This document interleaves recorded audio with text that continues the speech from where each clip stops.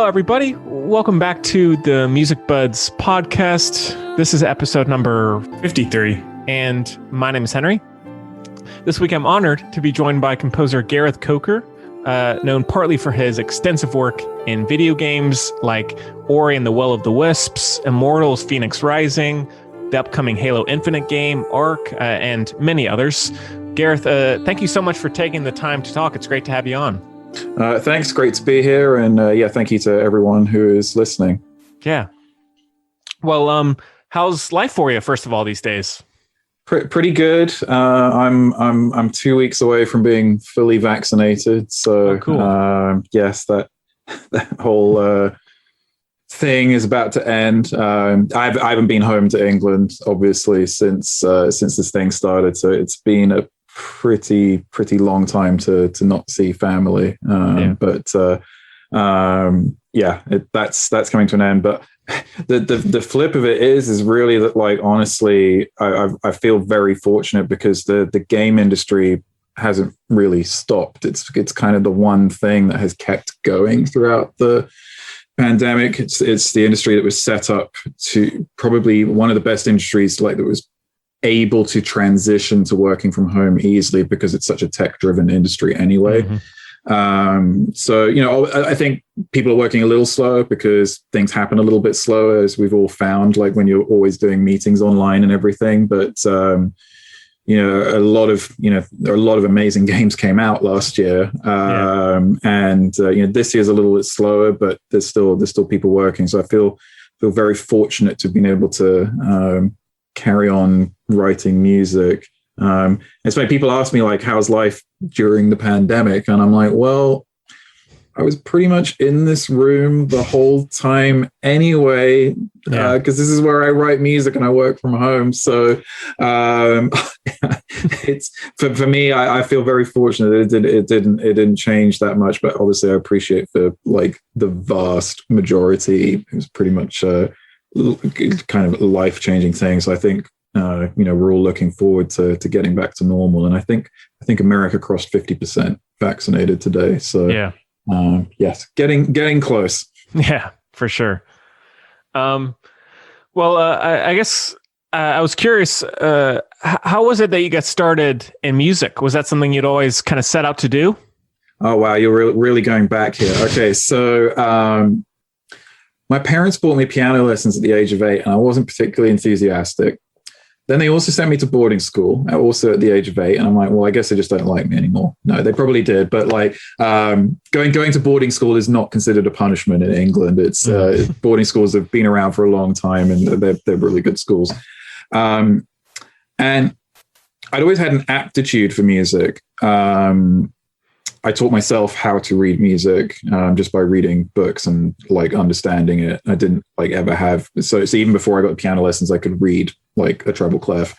And one of the things about boarding school is there's not much to do at the weekends. Like, I'm stuck in this school that's kind of, really actually was in the middle of nowhere. But they do give you plenty of activities to do. There's just not, like, you can't really just get away with playing video games on the weekend because it literally wasn't a video game console. So, so I was like, well, I was going to kill time by practicing. And when you're 8, 9, 10, 11, 12, 13, and you practice something a lot, you just get good pretty quickly. That's just what happens when you're a kid. Yeah. My instrument of choice was piano. I got really skilled at piano very quickly. And I picked up some other instruments on the way: trumpet, trombone. I even started learning the pipe organ because our school had one, which was great fun. I got into composition by accident. It stemmed from being part of the school's jazz band. And in jazz band, you have to improvise. There's usually, a good minute or two where solos are passed around the group. And for whatever reason, I could do it. I don't know why. I just kind of knew, I knew my way. Probably because of all the practice. When you have so many different patterns under your fingers, you just, some of it becomes second nature. And I had a good ear. Like, that's one thing I always knew I had. I could hear, like, when I was playing something that didn't sound right as opposed to something that did sound right. So from jazz improvisation, I'd eventually, instead of practicing whatever classical music my teachers were asking me to practice, I just would start noodling on the piano. And I wouldn't say many of them were very good, but eventually you start to noodle things that become more structured. Long and the short of it is a teacher, my music teacher at the time was like, your noodling is pretty good. You should apply to music school. And I was like, well, whatever. I've got nothing to lose. If I don't go to music school, I'll probably just go and do engineering or computer stuff. And ironically, I think I would have ended up in video games anyway as a programmer. But I was like, well, whatever. I'll pay the application fee. Let's have a go. Let's find out if I'm good enough. And my portfolio was so terrible. It was almost all piano music. And when you're applying to music school as a composer, they're kind of expecting that you know your way around an orchestra or at least a string section. No, I didn't have a clue. I didn't know what I was doing. But I still put together a long portfolio. I was like, I'm not going to kill them with quality, but I am going to kill them with quantity. Right. So even if they don't listen to all of it. Anyway, well, obviously got accepted because otherwise I probably wouldn't be here talking to you today. But they said the reason, I'll never forget like what they said to me. It was actually in one of my first classes with my tutor there. He's like, I actually asked him, I was like, why did you pick me? Because there were definitely more qualified people there. Like, because I was looking, you meet other students when you're doing the audition. Yeah. And, I'm looking at their portfolio and it's like massive orchestral scores, like big binder of stuff. And I'm like, oh my goodness, what am I doing here? And they were like, well, you can't write for orchestra. You can't conduct. You don't really have many technology skills. Your arranging is pretty bad. There's no real structure to your work. And I was like, okay, what is there? And they were like, but yeah, you can write a melody. And that's the hardest thing for us to teach. So we can teach you all of the other stuff. But the actual like sense for melodic writing is you've got it. And I was like, well, great. Off to work we go. And, I did spend the next 4 years learning all of that stuff. And to get back to your original question, which was like, how do you get into music? The kind of point of that answer is I never really took it seriously until I got that answer from my music teacher. Because, you need to hear it from someone who like actually, believes you can do it.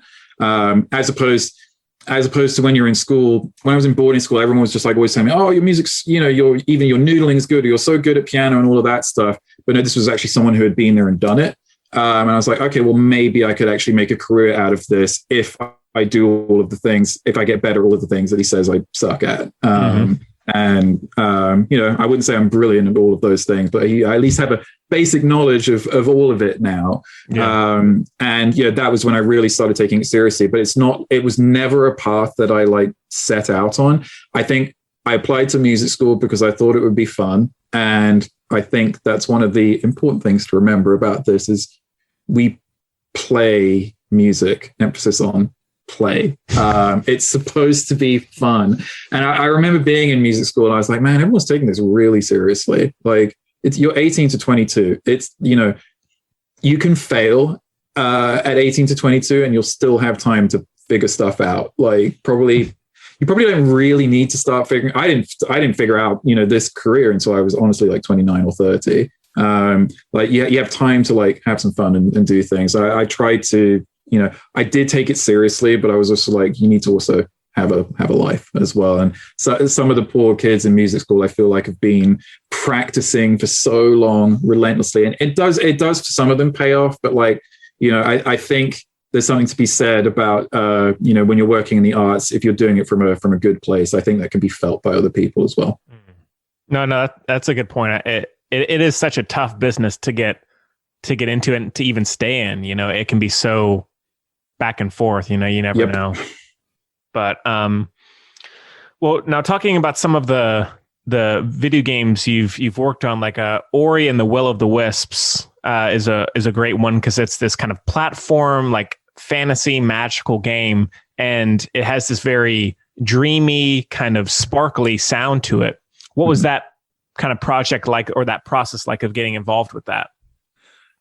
So Ori and the Will of the Wisps is a sequel to Ori and the Blind Forest. So, obviously the first game was very successful, and the music for the first game was much loved.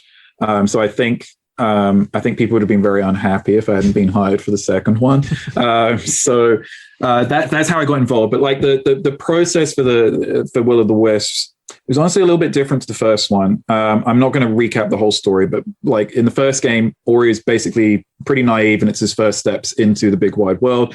In the second game, he's been through everything that he's been through in the first game, and thus he is more grown up, and it's more about, what is my place in the world rather than let's discover the world. So what I like to say about Will of the Wisps, and it's not just for the music, it's actually for the entire studio that made the game. It's basically Ori grew up, as did Moon Studios grew up. And I would say I grew up as a composer. It's more I would say it's the beginning of chapter 2 of my career. I think if I look back and listen to the Blind Forest music, I can hear it sounds like a composer that's naive, and thus it has a charm to it that is quite unique.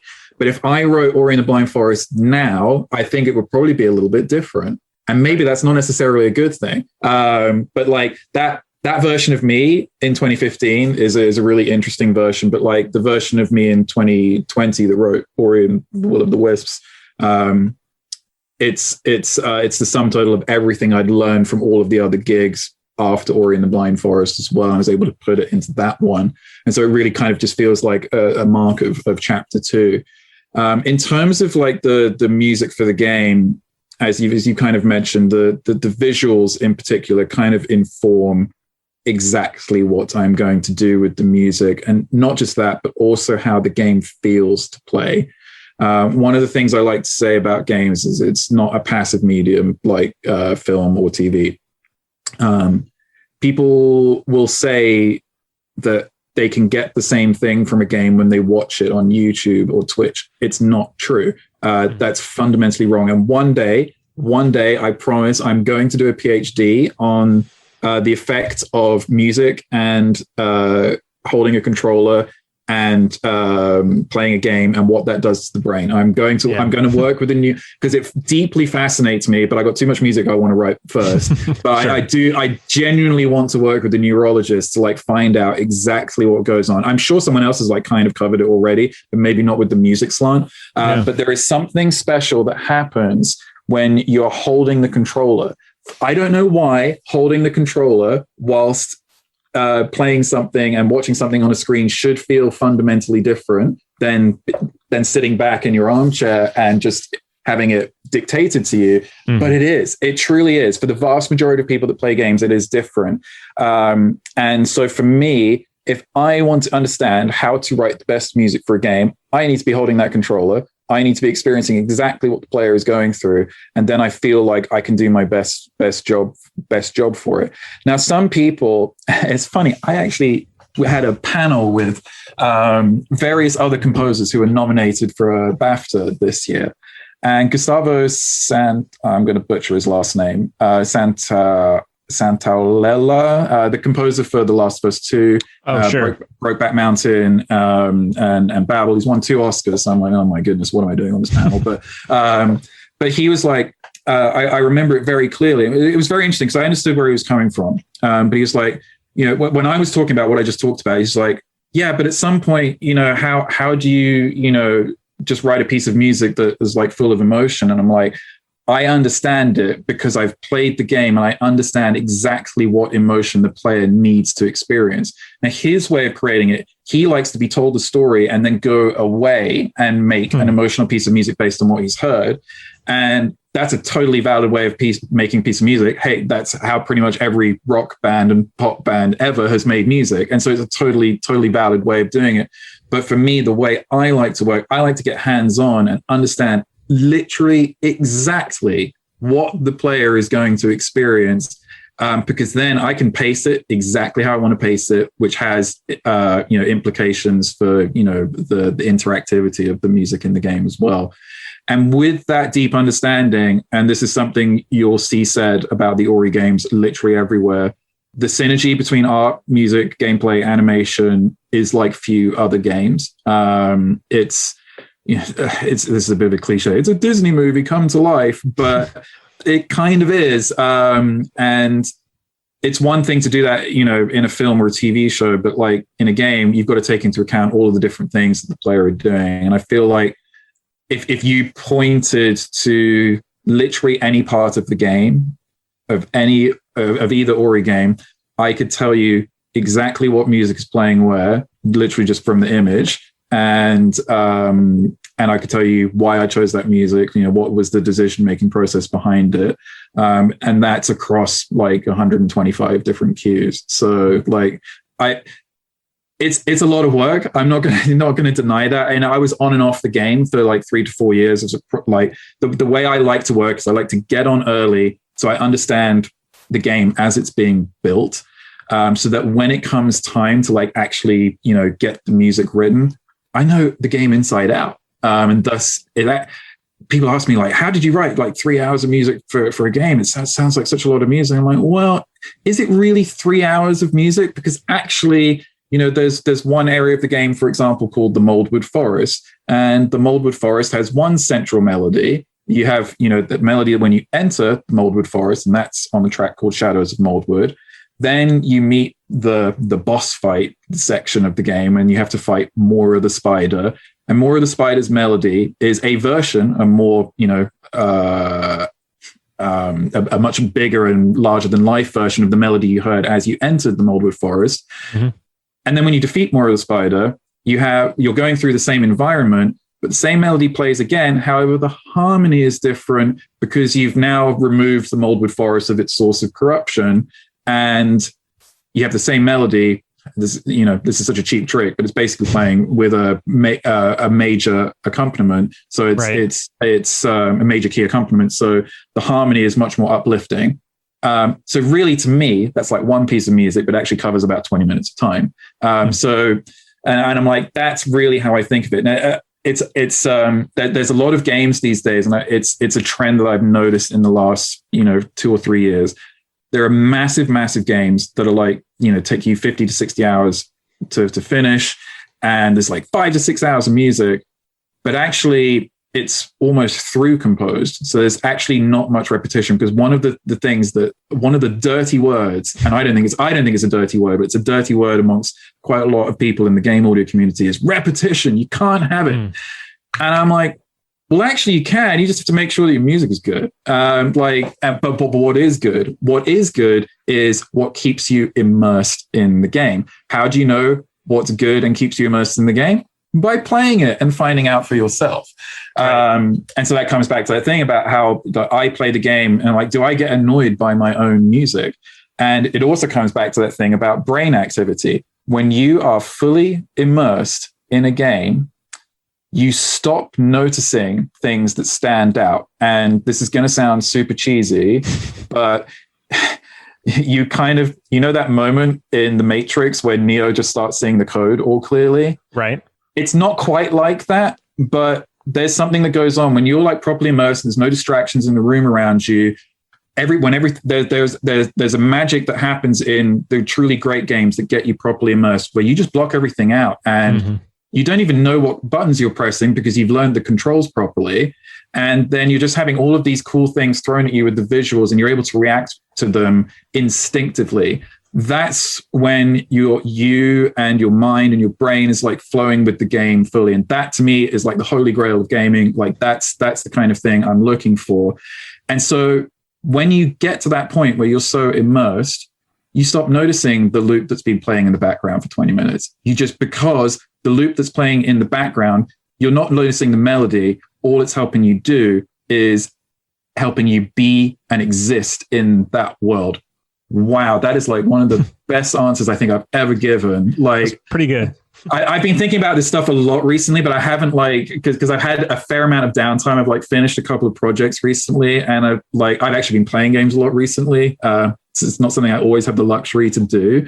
And there's some games that do have that effect on me. And there's some games that very much don't. And I just get bored because I'm not immersed. And that's a problem. So like that level of immersion is like something I'm desperately seeking out. And I'm like, and when I do find it in another game, I'm like, okay, I need to analyze this game and break it down. I want to learn exactly like how they did what they did. But I think it's a very, very real thing.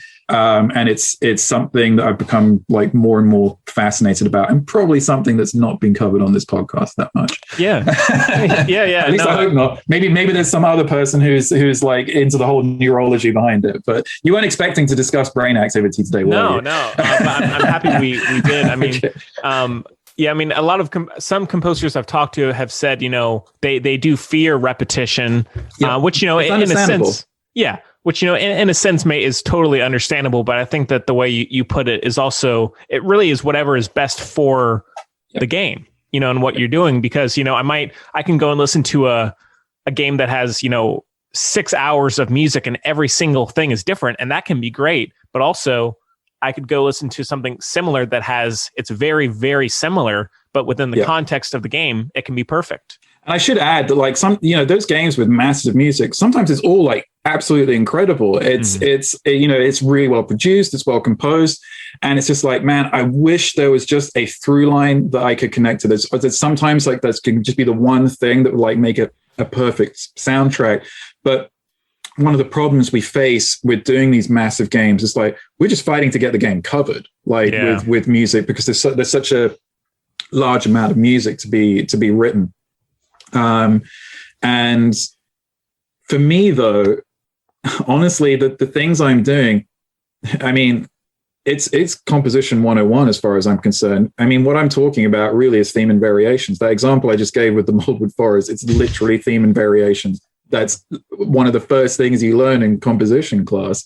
And frankly, if you go back and study classical music, I mean, all of these famous people made careers out of just varying their themes up.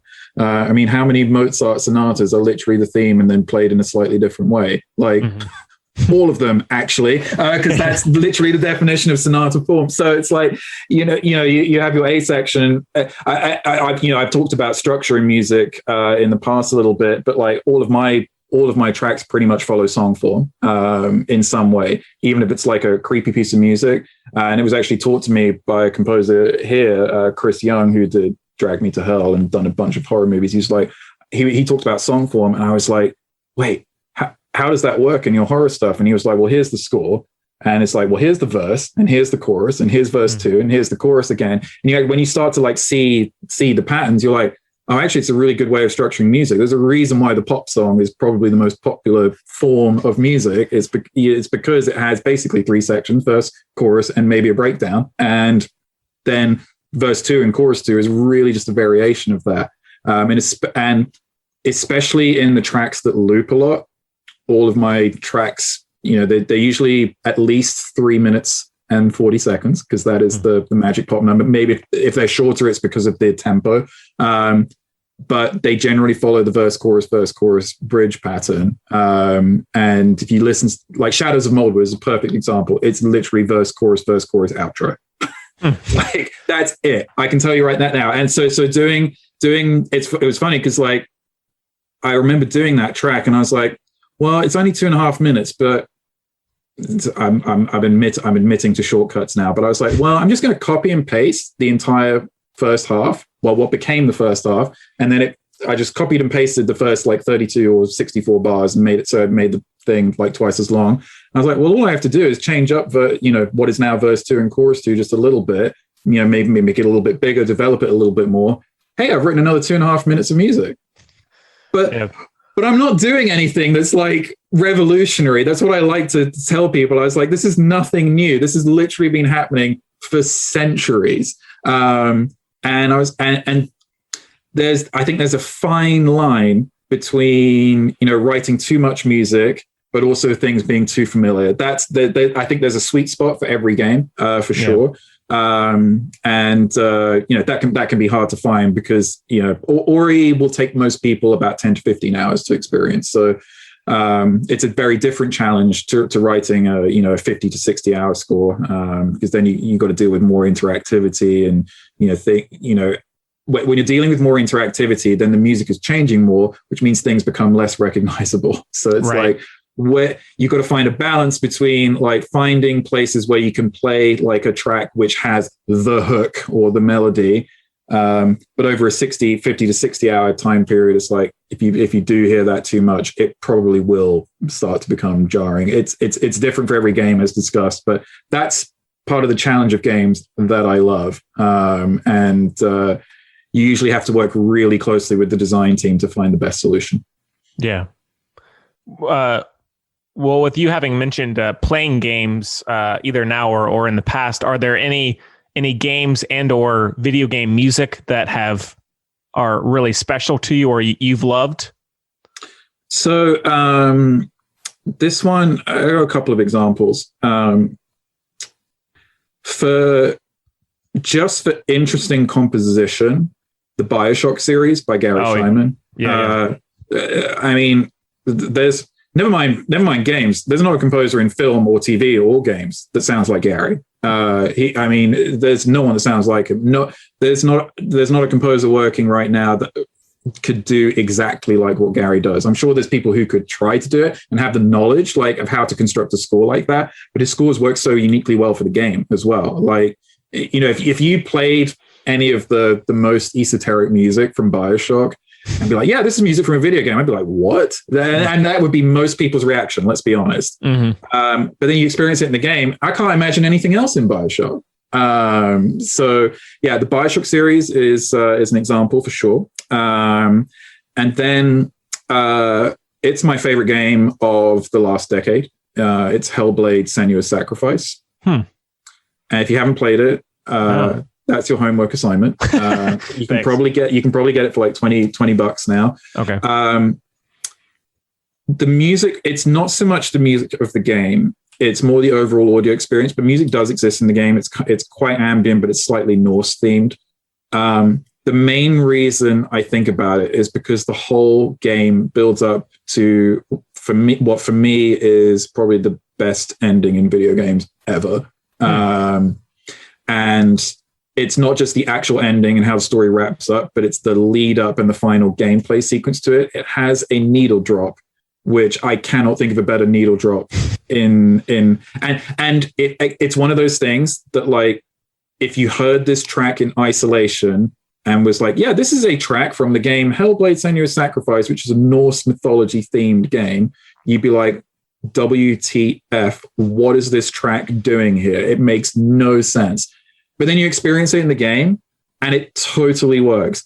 And it's another thing, like it's another brain activity thing that's going on there. And by the time you get to that point in the game, you are so invested in the character and the person, whoever chose this track, and the composer did kind of like their own version of it. But whoever like chose to put it in, it's an absolute genius choice. It shouldn't work, but it totally does. And I've never felt playing a game what I felt playing the last 10 minutes of Hellblade: Senua's Sacrifice. Wow. And it's a game that you can finish in a weekend. It should take most people about 6 to 8 hours. So it's, playthrough on Saturday and a playthrough on Sunday night. And so any listener, play Hellblade: Senua's Sacrifice if you're even remotely curious. It's one of the best story-driven games ever, in my opinion. Wow. And yeah, I do not have enough good words to say about it. So that's like two different answers for you. Yeah. Those are good ones. Getting back to some of the other games you've worked on, so like Immortals Fenyx Rising, yes. Which is great, and it's this it's very inspired by Greek mythology.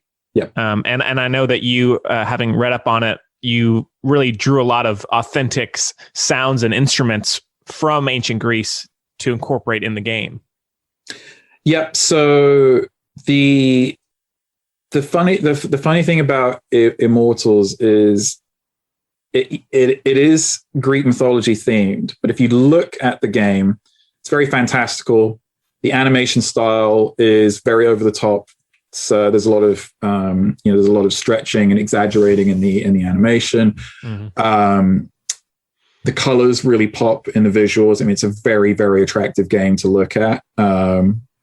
It's not going for the photorealism that a lot of games are looking to do nowadays. It's definitely going for that, like a more cartoony style. And you mentioned the Greek thing. and being authentic, but I didn't want that to be the centerpiece of the soundtrack. It's more of a flavor as part of the overall dish.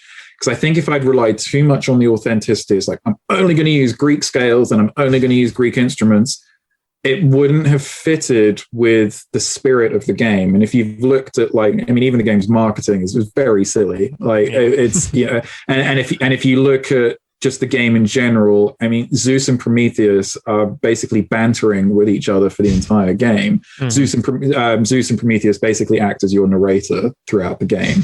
And I'm sure for some people it might drive them a little bit nuts, but for other people, like, I know they really enjoyed it. That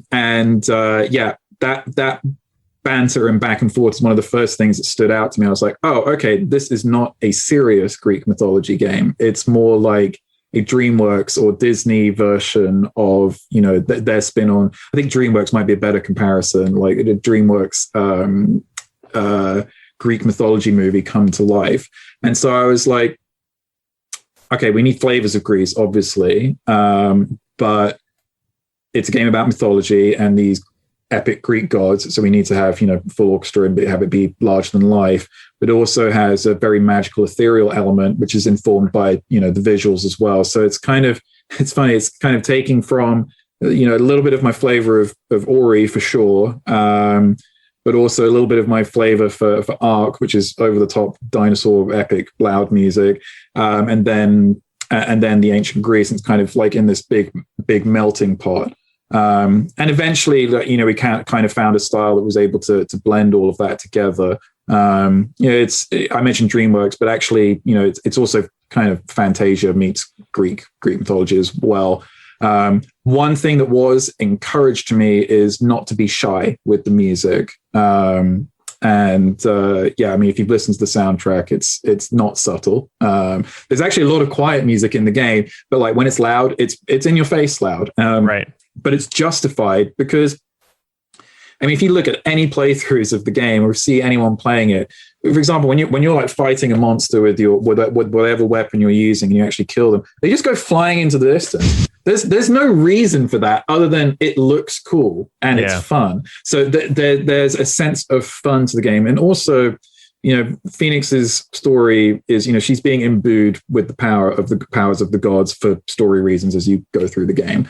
And thus she is becoming more powerful. So it kind of gives you that sense of becoming a godlike figure during the game. And so, yeah, if I was a god and, you know, I swung my sword, yeah, I'd kind of expect the enemy to go flying in the distance, no matter how ridiculous it sounds or looks. And so there was always that sense of fun to the game. And so that allowed me to go over the top with the music.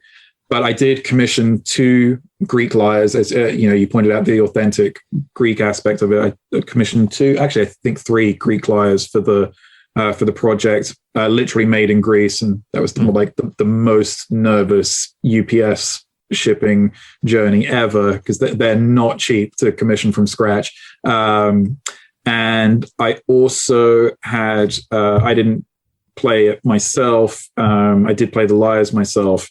But I'm useless at woodwind, but I have an amazing collaborator who plays like 300 instruments, and I bought her an aulos for the project. Aulos is an ancient Greek reed wind instrument.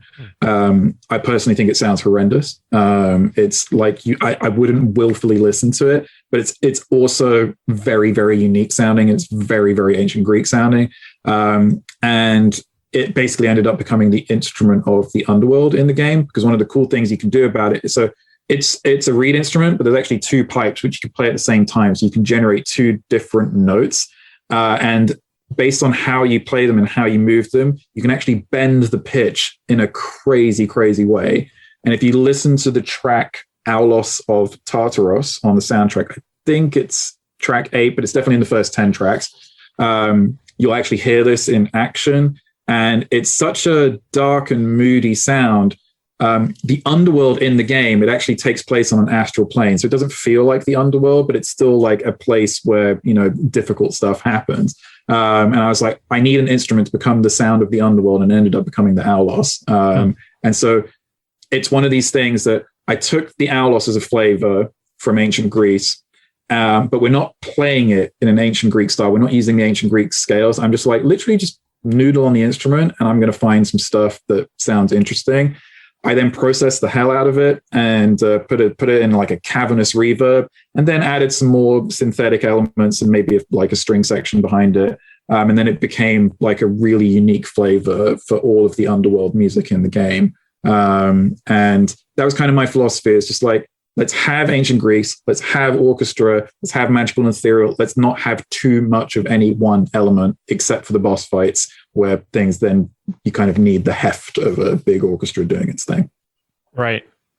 No, it is cool to think about. Like, I mean, an instrument like that from so long ago, it could be perfect just as it is for a certain context, but due to, modern technology and everything and modern sensibilities, it could work, in its own way, being kind of warped and, changed. Well, that's the thing. If you listen to an aulos on YouTube and hear the authentic sound, and then compare with what I've done on Aulos of Tartarus, I mean, it doesn't sound different. You'll still be able to recognize that it's an aulos, but I've taken a lot of the edge off it. And what you're left with is it's this weird, slightly uncomfortable bending sound, which you can still do on the original instrument. But if I just gave you the raw recording and you compared it with the final, it's quite alarming, like how different it is. But it still feels like a flavor from ancient Greece. And yeah, modern technology what it allowed me to do in the case of the aulos, allowed me to make it slightly more palatable.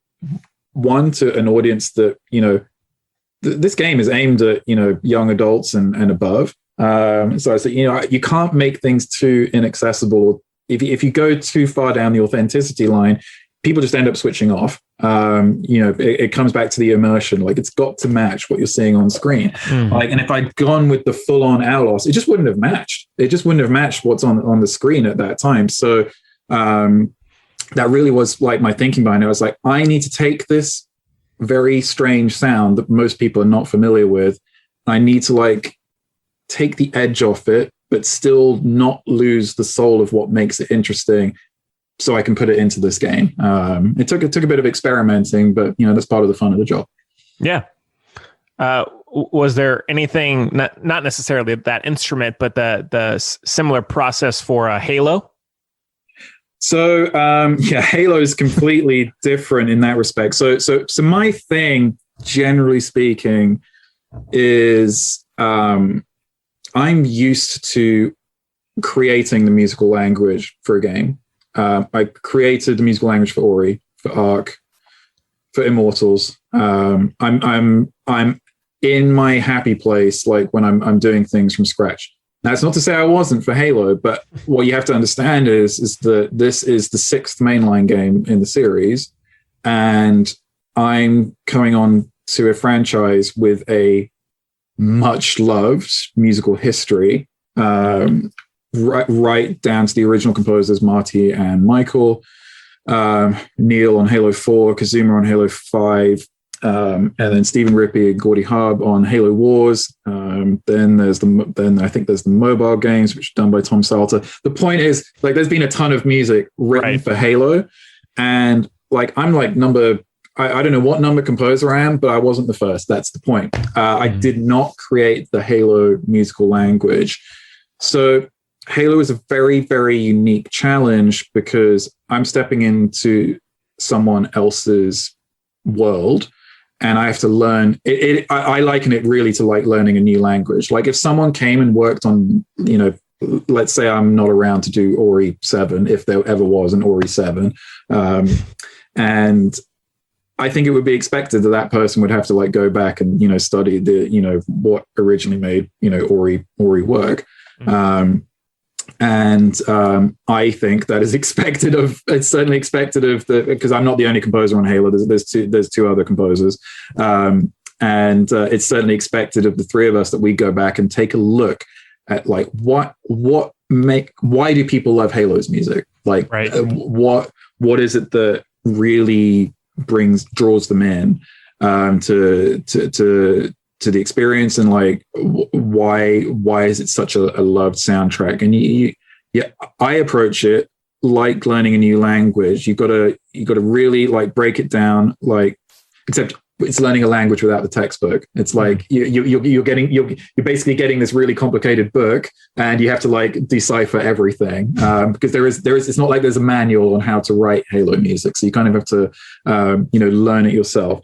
And so you start looking at the music, and you pick up on the patterns, and you think and then you look at it. The real key is looking at it with the gameplay. Like that's the key.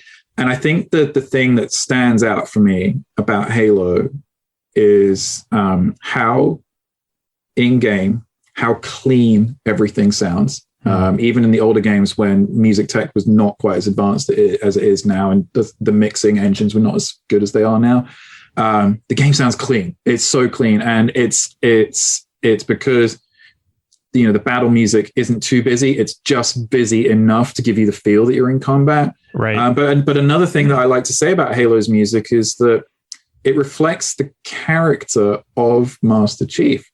Master Chief is like a superimposing figure, and he was literally, when he enters the battlefield, he's essentially a beacon for others to rally around.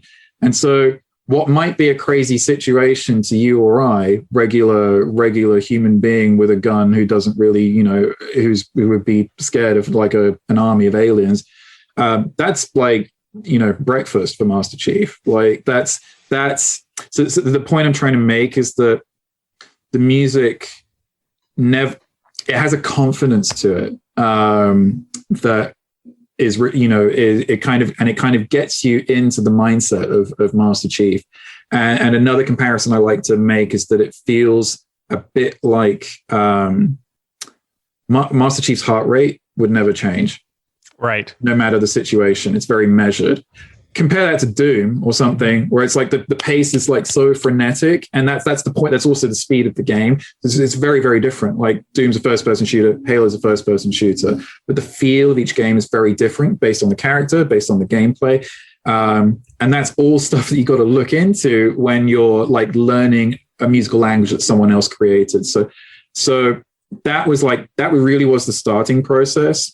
For Halo, like learning that language, and then once that language is built in my own head and the other composer's head, it's like, okay, well, we got that really amazing foundation to build upon, because it's a massive like history of amazing music. So we're already like starting on something that's rock solid, and it's like, okay, well, now what flavors can we bring to it that are like our own thing? There was some instrument design done for Halo, but it was mostly in the synthetic realm. Generally, we're trying to avoid like the more generic-y, synth score where it's just like a bass drone and some orchestra on top. We're trying to avoid that. Halo's quite a melodic score, quite a thematic score, compared to many other action scores, and it does have a unique sound. So it was a different approach than Immortals. Just because I had to, learn someone else's language, but there's still things we can do, which I can't talk about yet, because if I do, I'll be breaking NDA. But there's, we've respected, the musical history for Halo, but there is definitely some of the three composers' own aesthetic in the music as well. But we haven't actually revealed much yet, partially because the game, was delayed. It was supposed to come out last year, pandemic, and all sorts of other things as well. I think Microsoft have gone for it'll be ready when it's ready. But it looks like they're going to release this year. So at least that's what they've said. So I can't say more right now, but any Halo fans listening, you haven't got long to wait now. So I don't think. So that's awesome. Well, I did want to touch on briefly the Arc 2 video game, and then there's also the Arc animated series, which is going to be for television. It's kind of like a dinosaur, like prehistoric survival adventure game, and then it's been translated for television. What has that process been like? Was it a bit of a different process, doing the video game as opposed to the series, or because it was all in the same world fairly, was it similar? It's funny because like I love hearing you describe it, because I know I obviously know like how the show ends, and I know the story of Arc 2, and there's all of the expansion packs which actually have a crazy amount of lore. There's the expansion packs for Arc 1. So the game started out as a prehistoric dinosaur survival game, and there is a sci-fi element to it, but if I say any more than that, it like literally gives away the story. So it's like everything is not as it seems. Like, but there is, I think one of the reasons the story, the TV show is being made is to, make the lore and story more accessible to more casual players. Because the story for Arc actually is, I'm obviously biased, but I think it's incredible. It's and it's something that if you play the game, you might not experience, because it's a game that requires a lot of hours to put in, like to actually experience the story. Most survival games do demand a lot of your time. But there's a really incredible, very lore-rich story in there, which the TV show is bringing to life. So it started out like me scoring the game with a dinosaur tint to it, and so it's very orchestral, like hardly any synth at all. But actually the end of Ark Survival Evolved, the base game, has quite a strong sci-fi tint to it.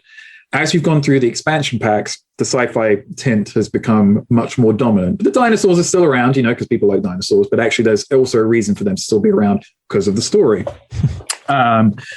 So what this has actually meant, and this is actually great timing, because actually literally in a week and a half, maybe less, the latest expansion comes out, and the score for that is almost exclusively sci-fi. Cool. So we've kind of run the whole gamut from like orchestral to sci-fi, but there is a reason for it in the story. And that's, as a composer, it's the most ridiculously amazing canvas to work on. First of all, what composer doesn't want to write music for dinosaurs? There isn't one, trust me. Yeah, true. At least everyone wants to have a go at least once. But then, most composers want to do, sci-fi at least once in their career. I know I certainly did.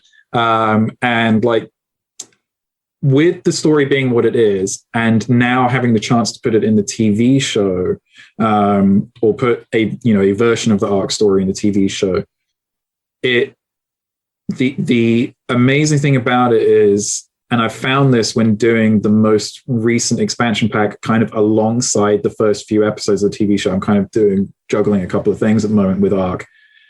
But like, just being able to use one theme that I actually like came up with in the TV show, and actually putting it into the game, because there's like crosstalk between the two things.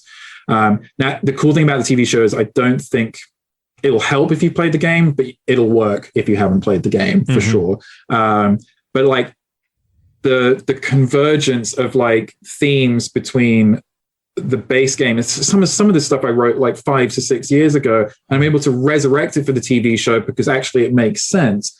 I cannot begin to tell you how much fun that has been, partially because it makes writing a little bit easier. It's also just being able to resurrect material that I was like, oh man, that was a nice track, but it's like it's kind of done in the game. But now I'm like able to apply it in a linear and narrative format, which I actually think is my strongest thing is storytelling, whether it's in games or TV. I just feel like I'm pretty good at it. And it's like being able to adapt these cues that actually were originally written for gameplay situations. Like, I can take the melody for that and like dump it in here, and now I get to line it up with the picture and make sure it all works, which has been its own challenge because I'm not exactly experienced in that arena. I do have experience, but like when you've done as many games as I have, generally the longest non-linear material we end up doing is like a 3 to 4 minute cutscene. And it's like, right, well, here you go. Now the episode is 23 minutes long, and it's like, off you go.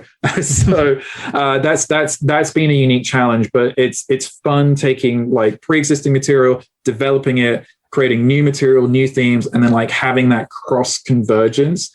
I don't mean to sound big-headed when I say this, but there's only one person that could have actually done what I've done for the Arc TV show and the latest expansions, because I'm the one that created the language. Like, yes, someone else could have come in and studied it. It'd probably be, they probably would have used the main theme or something like that.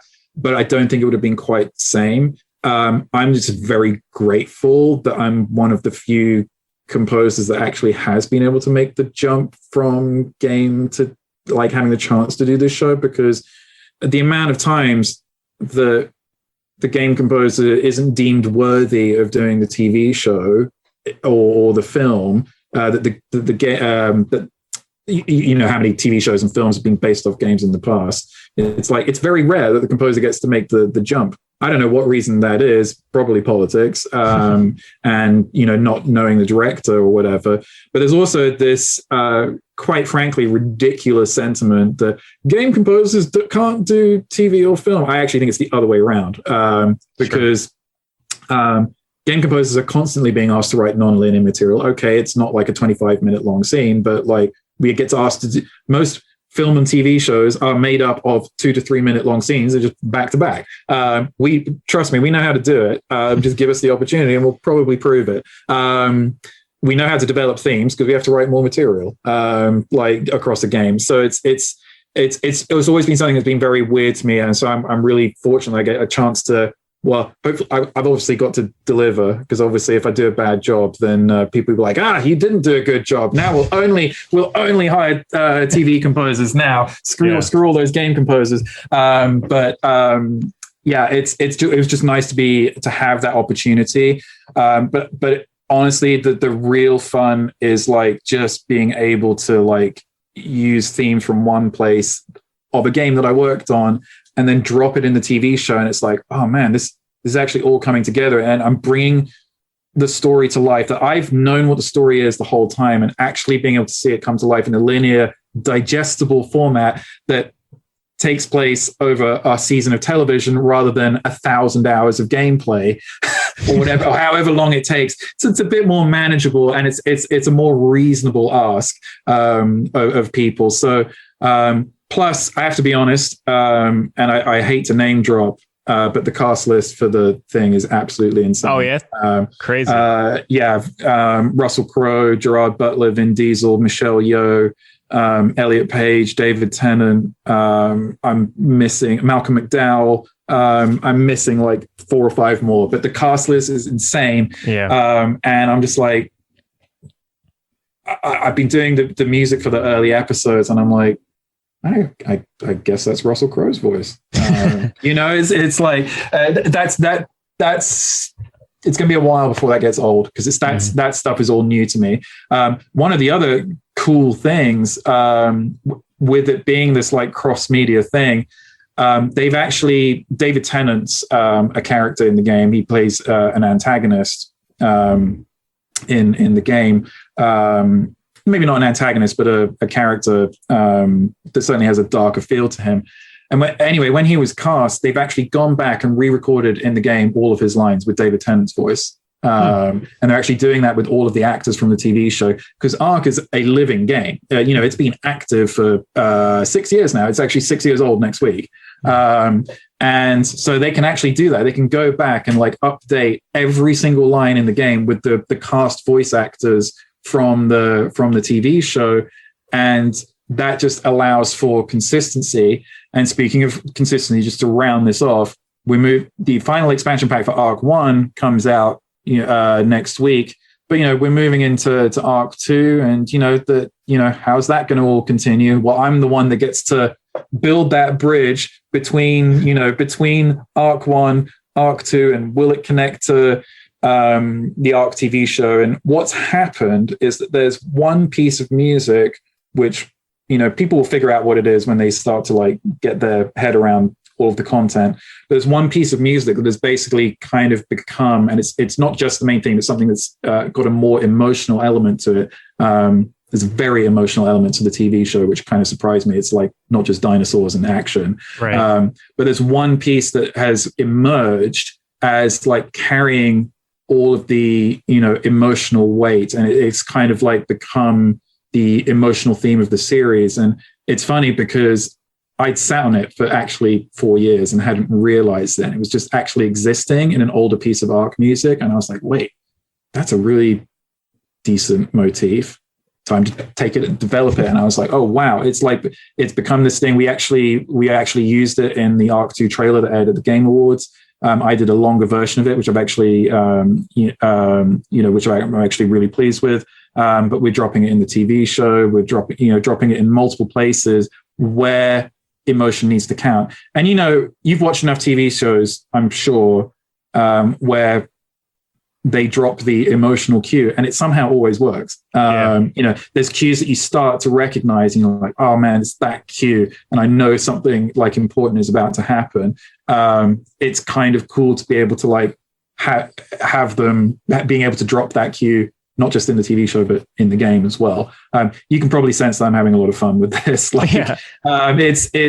It's a lot of material because like between Arc and the 5 expansion packs, Arc 2 and the entire TV show, it's like the Arc universe has become like quite a massive musical odyssey. But I've been very lucky. I mean, we got to do the most recent expansion pack at Abbey Road. So because there is some orchestra. We did do the original Arc game at Abbey Road as well, but just getting to go back, like they've thrown a lot of resources at the music, and they really, one of the things I like about them is they are not afraid to have music take the lead. And that's, I'm not really giving anything away here because it's in the game as well. The music's not subtle in the game, and it won't be a background score in the TV show as well. I think Arc fans would be disappointed if it was just a drone and pad score. It's definitely not that. So yeah, I think people have a lot to look forward to for the animated series when it's out. Hopefully next year. I've still got to write a fair old chunk of it. That's awesome. Yeah, I mean to be very broad and simple, that sounds really exciting. So I mean, that's just listening to it, gets me So I realize I'm giving you like massive monologues here. So I hope I'm keeping your audience engaged. No, you're good. You're good. Okay. Yeah, well, Gareth, I mean, it's great talking to you. Is there anything else in particular that I haven't brought up that you'd like to have known? Anything else coming up or anything else recent? I think you covered most of it because we just covered Arc, and I literally got a thing coming out next week. That'll be on Spotify. Cool. So we just released the main theme on my on YouTube, and if you want to keep up to date with what I'm doing, I'm reasonably active on Twitter and pretty much active nowhere else. I don't do. I have an Instagram account, but I just don't never upload anything to it. I don't really use Facebook anymore, but Twitter is, I quite enjoy Twitter. And also I'm very inclined to answer questions on Twitter, especially if they're specific. I particularly enjoy specific questions. Like if there's something you've ever heard of mine, you're like, what is that like thing in that 5-second snippet of the piece? I'm inclined to give you a really detailed answer if the question is really detailed. I enjoy Twitter. Basically Halo Infinite's coming out, and then we've covered Arc, and I can't say anything about it, but there's one project that I'm in pre-production on, which is literally the dream project, but it's probably not going to be here for like 3 to 4 years. I've just started it though, and it's literally the perfect game for like what I want to do. So I've talked a good game now, so we can revisit that in 3 to 4 years when you're like 500 episodes into your podcast, and you've had like you've had like every composer ever. Yes, thank you for including me amongst your far more illustrious guests. It's been great, and I mean, whether it's in a few years or sooner than that, would love to get you back on and talk some more. And with you having mentioned answering questions, I mean, get ready for a laundry list of specific questions I'll have to send you. I hope so. Yeah. I'm on Twitter, and my Twitter tag is literally my first and last name, Gareth Coker. Cool. So very easy to find.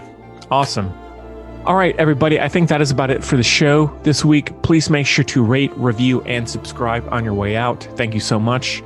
You can also follow the podcast on Facebook, Twitter, and Instagram at The Music Buds. Check out themusicbuds.com for more information.